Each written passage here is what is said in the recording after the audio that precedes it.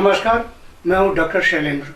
City news one के सच तो सच है कार्यक्रम में आप सभी दर्शकों का एक बार पुनः स्वागत है। इस कार्यक्रम में हम पेश करते हैं हर सप्ताह एक ऐसी हस्ती को जिसे आपने प्यार दिया, नाम दिया, सम्मान दे बड़ा बनाया। इससे पहले कि हम उनसे मुलाकात करें, आइए देखते हैं एक छोटी सी झलकी। एक सामान्य कृषक परिवार में जन्म लेने के बाद शिक्षा का संकल्प ले गणित विषय से MSc व PhD किया और रीवा के लोगों को तकनीकी कौशल से जोड़ने 80 के दशक में एक कंप्यूटर कॉलेज की स्थापना की और लगातार लोगों को ज्ञान के साथ साथ रोजगार मुहैया कराने की मुहिम शुरू की।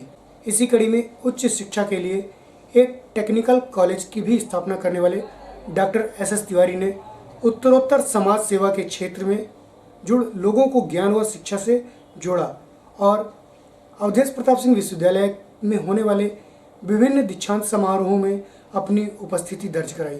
राजनीति में कांग्रेस पार्टी की ओर से देवतलाब विधानसभा के मनिकवार में विशाल जंगी प्रदर्शन का आयोजन किया और साथ ही साथ देवतलाब में किसान मजदूर सम्मेलन आंदोलन का भी बढ़ चढ़कर हिस्सा लिए। इस दौरान इनके द्वारा नई गढ़ी में संकल्प सभा की गई और थाने का घेराव करते हुए जंगी प्रदर्शन किया। वहीं राजनीति छवि के साथ साथ समाज सेवा एवं धर्म से जुड़ राष्ट्रीय कथावाचक सुश्री अन्नपूर्णा जी द्वारा देवतलाव के शिव मंदिर में विगत 10 वर्षों से लगातार बृहद श्री राम कथा का आयोजन कराया जा रहा है। वह विगत 5 वर्षों से मैसूर एवं रीवा की तर्ज पर देवतलाव स्टेडियम में दशहरे का आयोजन कर रावण दहन कराया जा रहा है।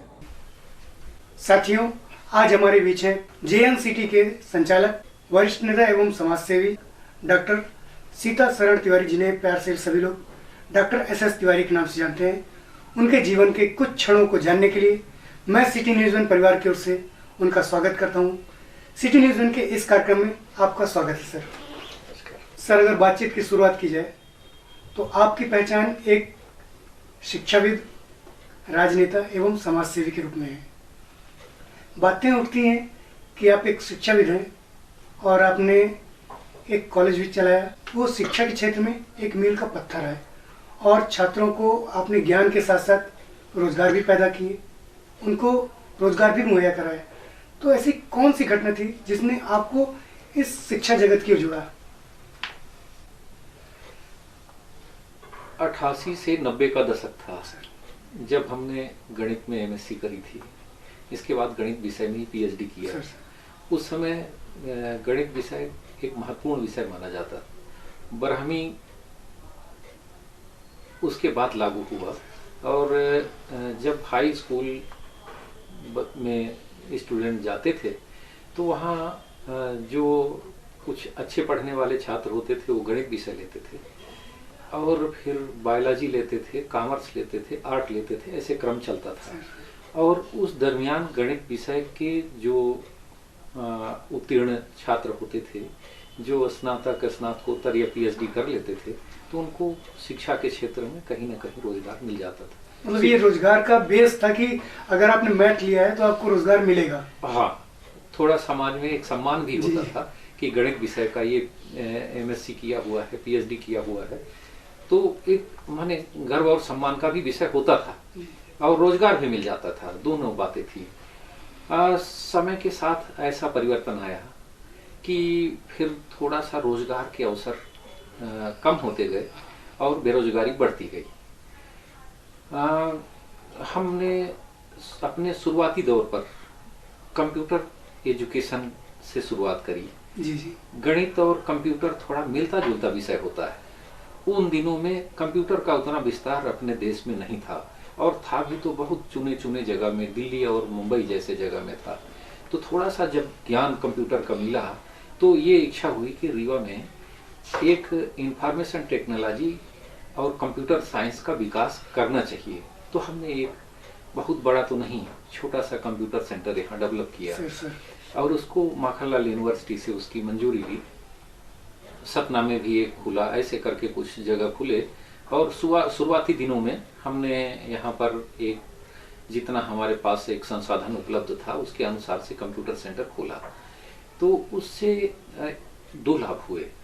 एक तो बहुत लोगों को अपना निजी रोजगार करने का अवसर मिला। और अभी तक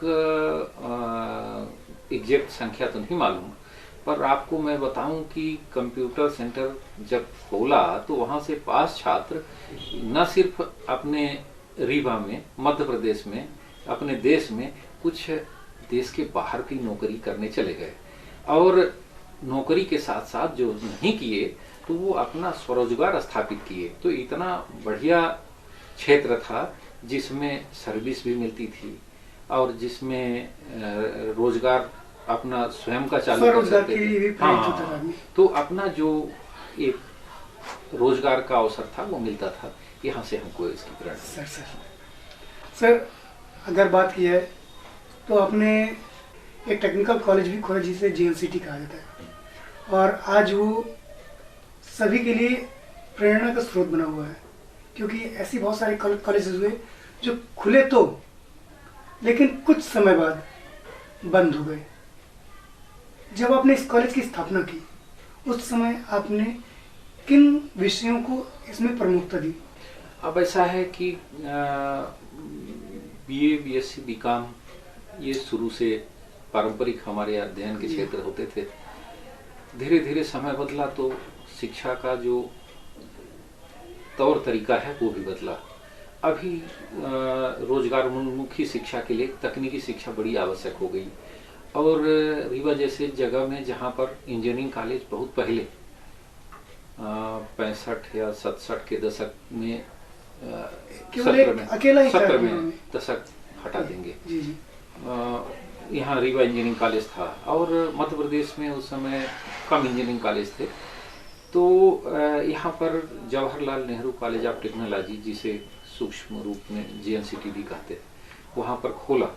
और कोई भी क्षेत्र ऐसा हो जिसको चालू करके रात दिन तन्मयता से उसके क्वालिटी के विषय में, उसकी पठन पाठन के विषय में, उसके इंफ्रास्ट्रक्चर के विषय में आदमी लगातार लगा रहे।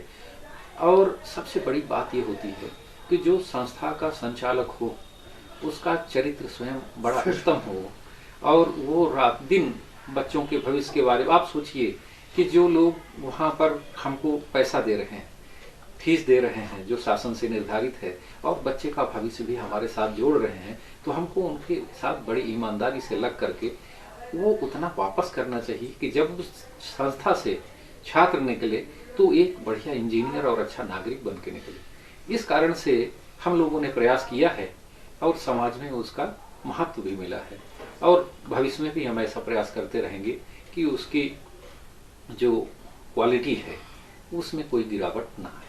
सर, इसको गिरावट ना आने पाए इसके लिए फिर आपने कुछ मूलभूत परिवर्तन भी किए होंगे? निश्चित तौर पर मूलभूत परिवर्तन किया।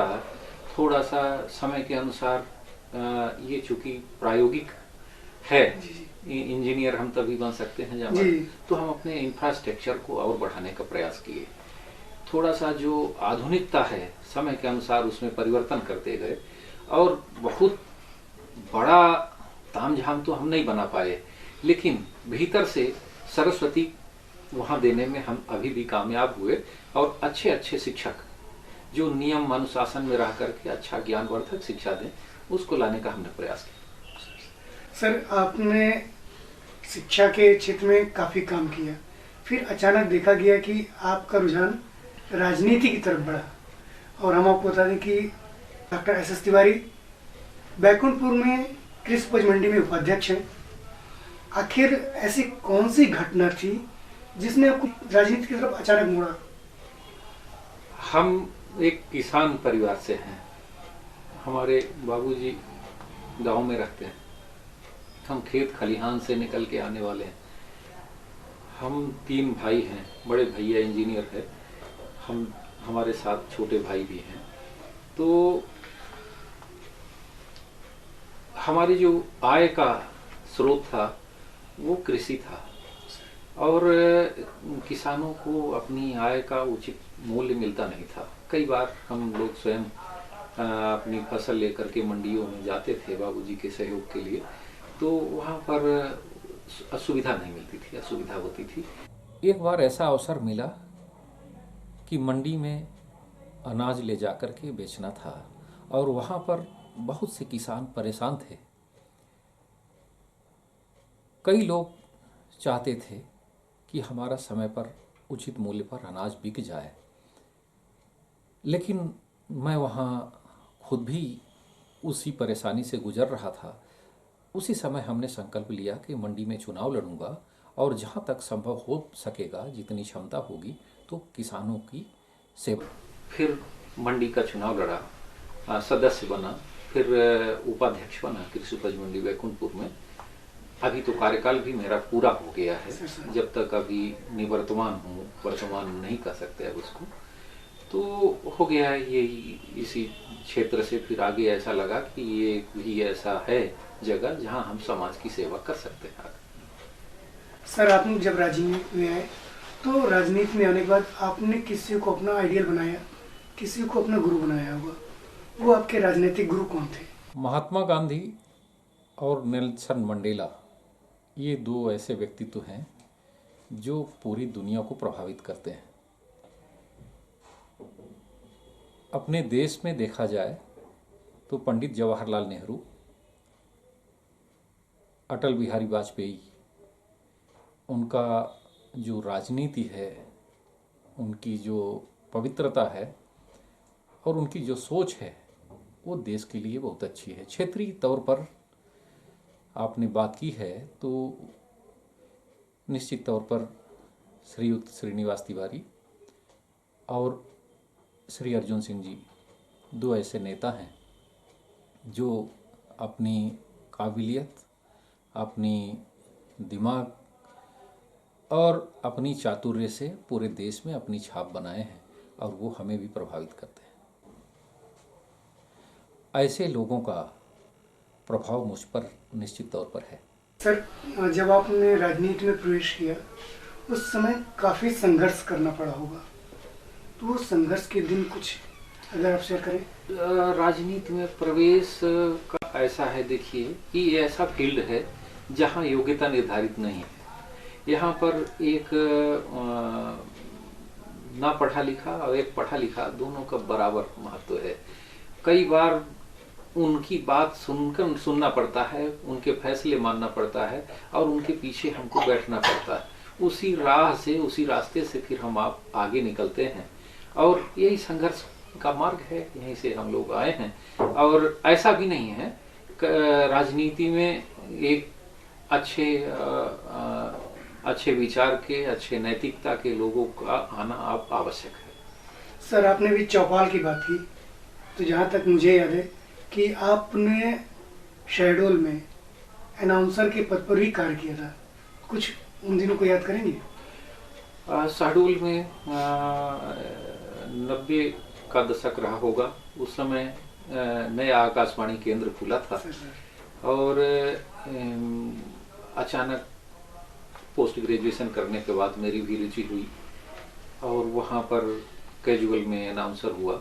फिर वहाँ रेगुलर होने के लिए प्रयास करने लगा और हो गया। नियत में कुछ और लिखी थी और वहीं पर चूँकि एक ट्राइबल एरिया है तो एजुकेशन के लिए भी एक पेपर आया और वहाँ लगा कि अब ज्वाइन कर लें, पर ये दोनों दुविधा में फिर वापस आए और फिर हमने ये शिक्षा के क्षेत्र को पकड़ा, चुना, उसी पर काम कर रहे हैं। सर, आपने शिक्षा के क्षेत्र में काफ़ी बच्चों की मदद की, कोई एक ऐसी याद? देवतलाव क्षेत्र में एक बार मैं किसी कार्यक्रम में गया था और वहाँ एक ग्रामीण क्षेत्र का बच्चा हमसे कहा कि आप कंप्यूटर सेंटर चलाते हैं तो हमको भी कंप्यूटर पढ़ना है। तो हमने कहा कंप्यूटर कभी देखा है? तो कहा नहीं देखा। तो फिर हमने किस स्कूल में अध्ययनरत हो, हमने उसकी स्कूल का नाम पूछा और फिर हमने उस स्कूल को एक कंप्यूटर दिया और उसी समय से मैंने एक संकल्प किया कि जिस संस्थान से हमको इतना आगे बढ़ने का अवसर प्राप्त हुआ है तो हम अपने इस समिति के माध्यम से हर वर्ष कम से कम 5 कंप्यूटर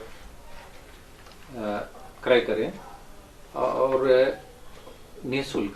कुछ ऐसी संस्था जो ग्रामीण क्षेत्र में हैं जहां बच्चे कंप्यूटर का ज्ञान नहीं पाते तो वहां दें और अनवरत पिछले 7-8 सालों से हम हर वर्ष 5 कंप्यूटर स्कूलों को देते हैं। सर, यहाँ से तो आपका बिल्कुल रुख ही चेंज हो गया और एक मतलब राजनीति से समाज सेवा की ओर आ गए।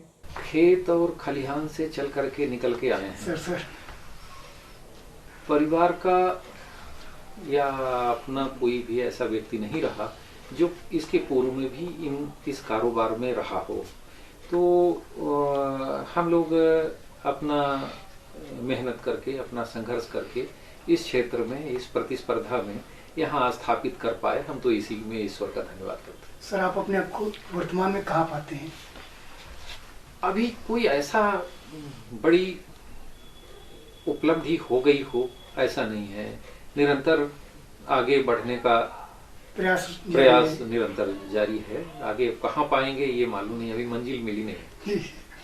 हम आपसे बातचीत का सिलसिला जारी रखेंगे। एक छोटा सा ब्रेक लेते हैं।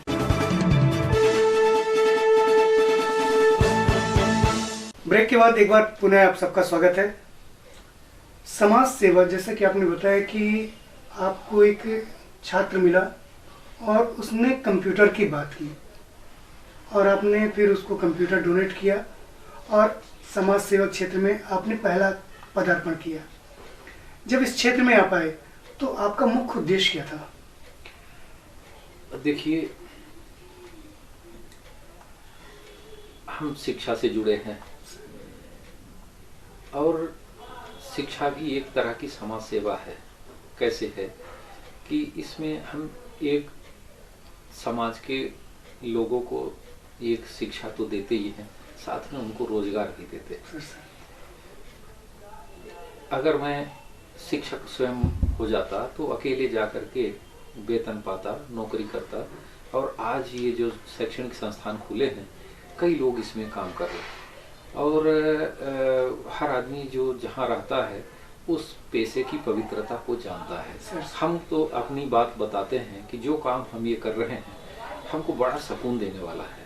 इसमें लोगों को अच्छा एक शिक्षित नागरिक तो बनाते ही हैं और भविष्य में उसको अपने घर परिवार के लिए, समाज के लिए एक रोजगार देने वाला और एक शिक्षित व्यक्ति तैयार करते हैं। सर, आपने जब समाज सेवा को अपना क्षेत्र बनाया तो उसके लिए कुछ प्राथमिकताएं भी रखी होंगी कि हमें किन लोगों तक ये सुविधाएं पहुंचानी है। अब देखिए, जो ये अपना विंध्य क्षेत्र है ना, यहाँ पर कोई बड़ा उद्योग धंधा नहीं है सीमेंट के अलावा। यहाँ पर लोगों की आर्थिक स्थिति भी उतनी अच्छी नहीं है। कई बार जैसे हमारे यहाँ इंजीनियरिंग कॉलेज में या कि नर्सिंग कॉलेज हो या फार्मेसी कॉलेज हो, मैनेजमेंट करने छात्र आता है, इच्छा तो है उसको पढ़ने की, प्रतिभा तो यहाँ अच्छी है, लेकिन कई बार उसके पास धन का अभाव होता है और वो शिक्षा ले नहीं पाता। तो कोशिश हम लोग ये करते हैं कि किसी की शिक्षा उसके पैसे के कारण न रुकने पाए और उसको संस्था की तरफ से कुछ थोड़ा बहुत जो सहयोग करें, मदद करें और पढ़ करके वो निकल जाए, जिससे वो अच्छा नागरिक बने और अपना रोजगार स्थापित कर सके। जो कुछ धनी लोग हैं जिनके पास कुछ आर्थिक स्रोत अच्छे हैं तो वो अपने बच्चों को रीवा में नहीं पढ़ाते, वो कहीं और बाहर भेज देते हैं। यहाँ वही अपने बच्चों को भेज रहे हैं जो बाहर भेजने में सक्षम नहीं है, जिनके पास इतना धन नहीं है कि वो खर्च कर सके। कोशिश ये है कि जो बाहर की शिक्षा, जो क्वालिटी बाहर मिल रही है उसको हम रीवा में दें। प्रयास हम ये कर रहे हैं ताकि जो बच्चों को पलायन है वो रोका जा सके, पलायन रोका जा सके। और उसमें बहुत हद तक हम लोग कामयाब भी हुए। कई ऐसी उपलब्धियां हैं उसमें।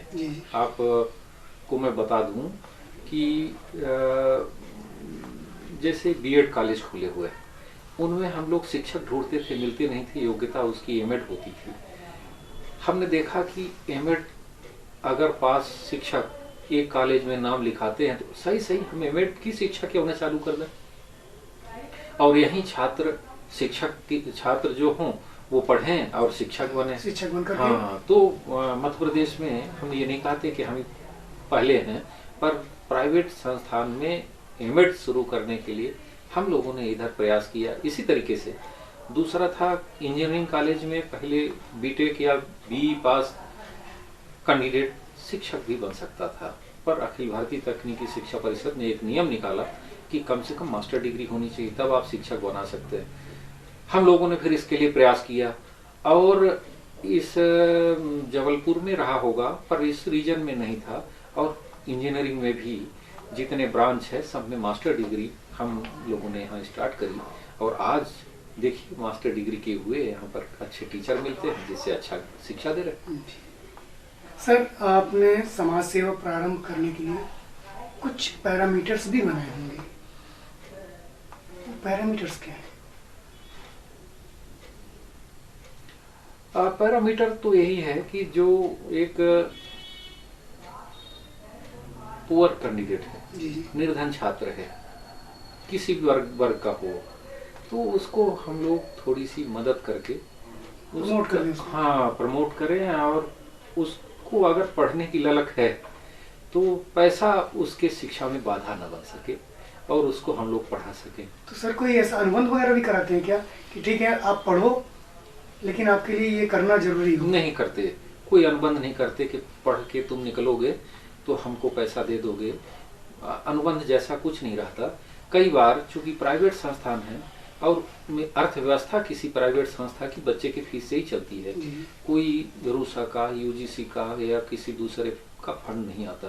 बच्चा फीस जमा करता है, उसी में से पूरा इंफ्रास्ट्रक्चर तैयार होता है, तो कुछ तो उसको कभी कभी मदद छूट कर देते हैं। और अगर लगता है कि और उसको देने की आवश्यकता है तो उसको ये हम लोग कह देते हैं, कोई अनुबंध किए बिना, कि जब तुम पैसा पाना तो इस संस्था के लिए कुछ थोड़ा सा फिर योगदान देना, अपनी मर्जी से कर देना। बिल्कुल।